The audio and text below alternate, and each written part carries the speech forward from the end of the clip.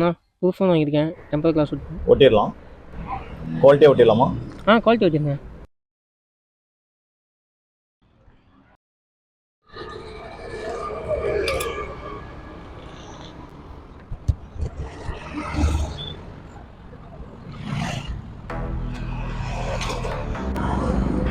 Bro ஆரம்பத்துலேருந்து உங்களை பார்த்துட்டு தான் இருக்கேன். புது ஃபோனா ப்ரோ? ஆமாம் ப்ரோ. எவ்வளோ ப்ரோ? 15,000 ப்ரோ.